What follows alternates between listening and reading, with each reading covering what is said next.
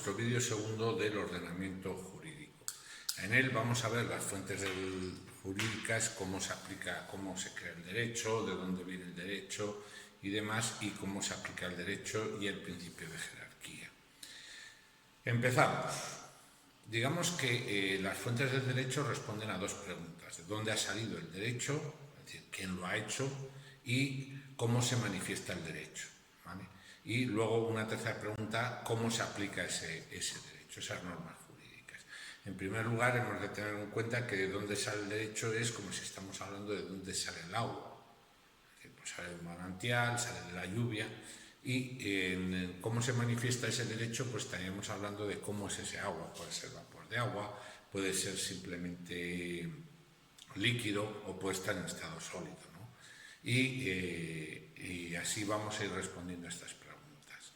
¿De dónde surge el derecho? Bueno, pues surge el derecho de los tres poderes del Estado, que son el poder legislativo, el poder ejecutivo y el judicial. El legislativo es el encargado normalmente de hacer las normas, el poder ejecutivo es el que ejecuta estas normas para generar servicios y responder a las necesidades de las personas, y por último el poder judicial, que es el que aplica el derecho en caso de disputa o en caso de que no estemos de acuerdo con cómo se aplica.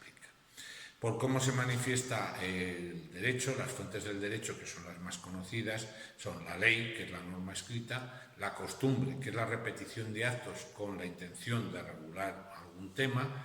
Por ejemplo, el momento en que se tiene que pagar el salario en las empresas, dice que esto lo decidirá la empresa y se aplica la costumbre. Es decir, en el momento que hay 4 o 5 mensualidades pagadas y todas se han pagado al día 30, pues evidentemente la costumbre en la empresa es que se pague el día 30.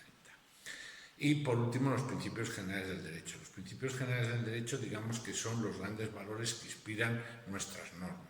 Pues el principio de igualdad, el principio de libertad, el principio de democracia, etcétera, etcétera, que muchos de ellos están ya recogidos en algunos capítulos de las normas, incluso de la propia Constitución.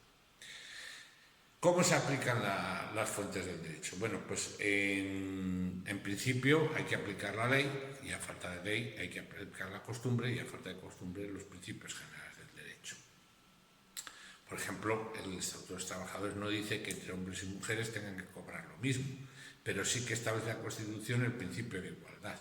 Por lo tanto, cuando el Estatuto de los Trabajadores establece que igual debe ser el salario, pues a la hora de aplicarlo habrá que decir que hombres y mujeres por el mismo puesto de trabajo tienen que cobrar las mismas cantidades. Luego se distinguirán sus salarios pues en circunstancias o con cuestiones más concretas, ¿vale? Dentro de la ley hay una jerarquía de las normas, es decir, unas tienen mayor valor que otras que desarrollan esas otras normas o se aplican en defecto de la otra ley o en caso de que no se oponga a la anterior. Bueno, en primer lugar, en el gráfico que vemos aparece el derecho de la Unión Europea y los tratados internacionales.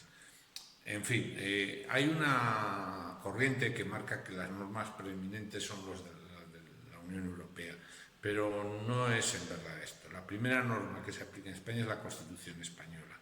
De hecho, cuando hay que aplicar normativa europea que contradice la Constitución, lo primero que se hace es cambiar la propia Constitución si se ve necesario, o si no se quiere, pues tendríamos que abandonar la Unión Europea.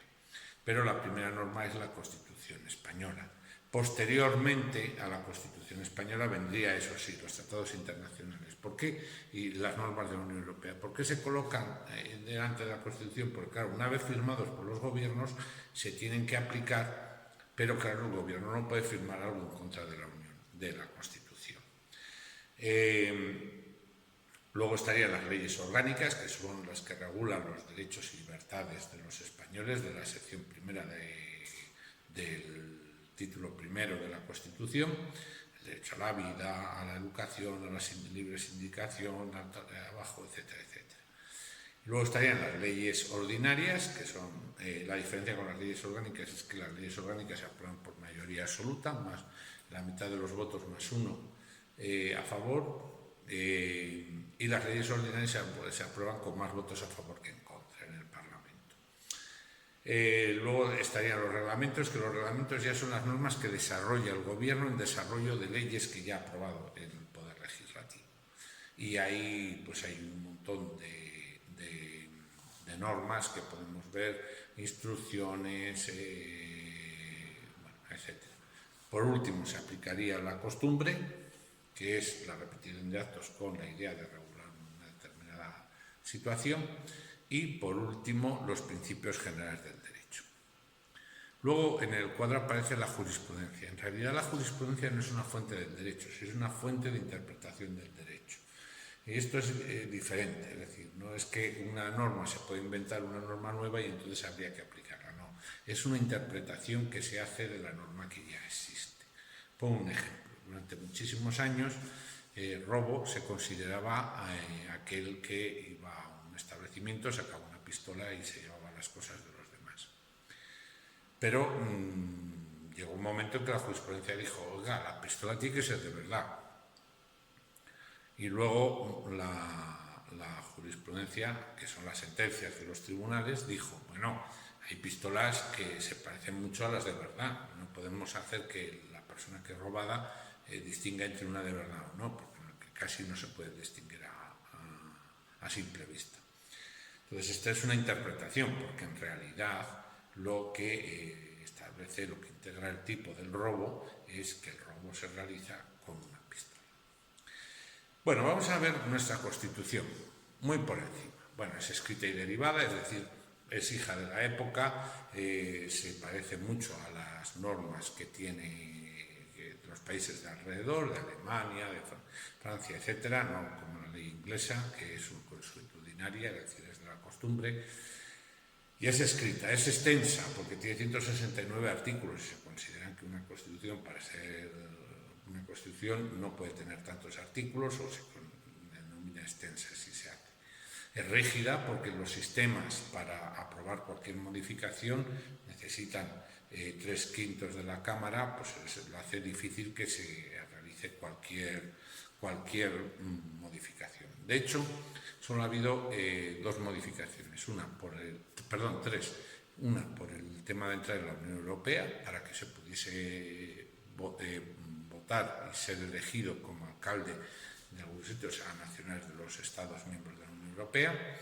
Dos, para reconocer la deuda y los intereses de la deuda y su pago preferente, en la época de la crisis del 2007-2008. Y por último, una modificación que ha habido hace muy poco tiempo para cambiar el vocabulario con el que nos referimos a las personas con discapacidad. Pero no ha habido nada más. Es más, no se han puesto de acuerdo ni en establecer la igualdad en la sucesión al trono de varones y mujeres en caso de que hubiese, como de momento solo el rey actual, Felipe VI, solo tiene hijas, pues no se ha procedido a modificar. Aunque cuando empezó a reinar Felipe VI hubo mucha presión para poderla cambiar. Es integradora y consensuada, ha integrado a todas las fuerzas políticas, es verdad que fue un modelo de pacto después de una dictadura de 40 años, y es democrática. El artículo 1 dice que España se constituye en un Estado social y democrático de derecho. Por lo tanto, estamos reconociendo que nuestra forma de gobierno es la democracia, aunque luego nos gustaría que fuese más democrática o menos democrática, pero que en esto se tiene que basar. Bueno, como veis aquí, en esta diapositiva, se ve un poco el desarrollo de los diversos contenidos de la Constitución española. Muy importante tener en cuenta la sección primera, artículo 14, en el que establecen los derechos y libertades fundamentales de los españoles, que luego se desarrollarán por ley orgánica. Y esto ha sido todo en este segundo vídeo.